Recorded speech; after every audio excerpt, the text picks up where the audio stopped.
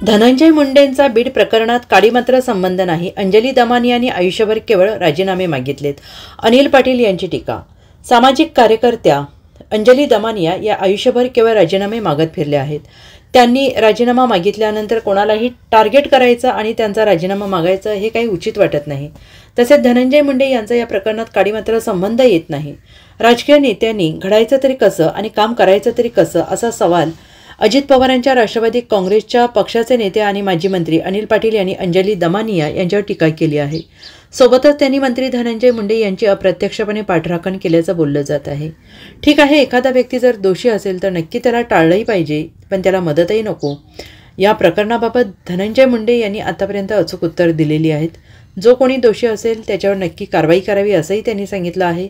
मात्र असं असताना केवळ विरोधाला विरोध करणं योग्य नसल्याचं अनिल पाटील यांनी म्हटलेलं आहे. पक्षाच्या बाबतीमध्ये मी वारंवार याच्या बाबतीमध्ये बोललेलो आहे की जाणून बुजून केवळ फक्त एखाद्या मंत्र्याला टार्गेट करण्याचा हा प्रयत्न केला जातो आहे. जो दोषी असेल त्याला नक्की कारवाई करण्याचं काम प्रशासनाकडनं, पोलीस प्रशासनाकडनं ती नक्की सुरू आहे. परंतु एखाद्या मंत्र्याला केवळ फक्त त्याच्याबरोबर त्याचा कार्यकर्ता म्हणून काम केलेलं असेल किंवा फोटो सेशन झाला असेल म्हणून नेत्यांना जबाबदार धरलं पाहिजे असं मला काही वाटत नाही. डायरेक्ट संबंध ज्याचा असेल त्याला सरकार मात्र काही सोडणार नाही. Bureau report SBN Marathi, Mumbai.